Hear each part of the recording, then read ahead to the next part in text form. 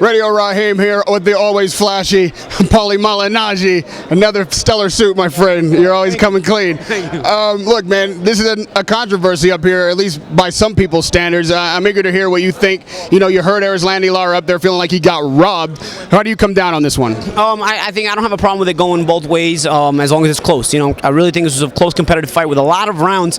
Even had me scratching my head and thinking, which way do I go this round? Which way do I go this round? So, you know, it's a close fight. And I don't have a problem with either guy winning a close fight. I do have a problem with 9-3, you know, but, you know, we always got to have one idiot out there judging, you know what I'm saying? But you know, I felt it was a close fight, and I don't have a problem with either guy winning. You know, you've had a problem with some of the decisions in your fights as well. Erislandy felt like his movement and he landed more punches and whatnot. But when it comes down to theory, are the harder, more effective shots more important in your book, or is it the accumulation of punches? It depends on every round you score it differently. You know what I'm saying? You know, there were rounds where Lara was the only one landing punches. So no matter what power Canelo's throwing with, if he's not landing it, it doesn't matter. You know what I'm saying? At the end of the day, harder shots always count for more, and they always score. They're always scored better. But if they're not landing, then those rounds go to the other guy. If they're landing, then they go to the guy who's throwing the power shots, you know, but as long as they're landing. You know, I think people lose track of the fact that these shots have to land. You don't get credit for just throwing these power shots. You know, there's a controversy with the Algerian Provodnikov fight. It was the same thing. You know, oh, Provodnikov's throwing harder. Yeah, but he's not landing anything. Okay, I don't get credit for throwing all the hard punches I want if they don't land. You know what I mean? So you got, and from that perspective, you got to actually give the other guy credit for making the guy miss and having the ring generalship and that sixth sense of the timing on the defense, so to speak, you know. And there were rounds where Lara did that too. So, you know, it goes both ways. Some rounds Canelo had the advantage, some rounds Lara had the advantage. It was a really close fight. Looking down the line for both of these fighters, still keeping your analyst hat on, of course, Canelo moves on. It clearly isn't going to be a rematch. What do you feel like he's got to do in the future? Because obviously guys are going to keep fighting him like this if he keeps being challenged this way. What do you see for the adjustments he needs to make? For Canelo? For Canelo. Yeah, I don't know. Maybe, you know, this was a tough fight to really say what adjustments he has to make.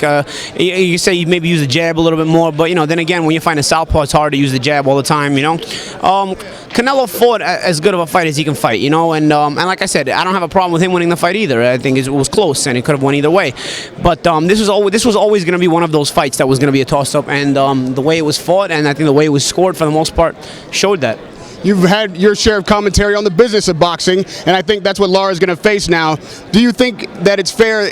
I think the criticism may be that he was not an exciting fighter. Guys who are defensive like that and move a lot, they don't want to pay for it. They want to buy those fights. What do you see for his future now? Does he need to make adjustments to stay as a marquee fighter, stay as a headliner? I think Lara just has to be himself. You know, it may be tough for him to get fights. He's always that dark horse that will make you look bad, but, you know, doesn't bring enough notoriety to the fight. So it's tough because he may go back to being that guy again. But at the end of the day, he's got to also do what he knows will win him fights, and he can't just become somebody else and risk himself getting beat, because nothing gets you paid less than when you get yourself beat. You win ugly, you're still gonna get paid.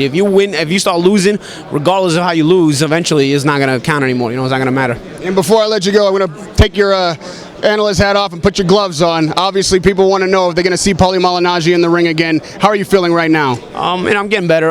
It's a possibility. You know, I'm not sure 100% though. I can't really tell you yes or no at this moment, because I don't even know yet. But we'll see as the time progresses.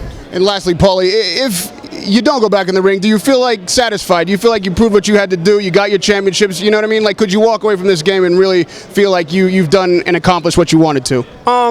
And maybe, you know, I think at the end of the day, life is really about more than boxing. Life is about, you know, making sure you're successful in life and you're comfortable in life, and you know, you can really live a life where you can support yourself and be a happy person. And I think from that perspective, you know, I'm not going to be some of these fighters that you know, are kind of at a crossroads when they retire and they don't know what's going to happen and they don't know where they're going to make their next buck from. And from that perspective, I think I'm a success either way. So, be it that I fight again or be it that I don't fight again, I'm satisfied with the fact that I won't go back to where I came from before, and that was my goal when I started boxing, was to never go back to where I came from before. And I think in the end, that happens. You know, Paulie, I got to say, from me to you, I really appreciate your work behind the mic. I enjoy listening to you call the fights. It's a pleasure to talk to you. Thank you. Radio Rahim with the Magic Man, Paulie Malignaggi.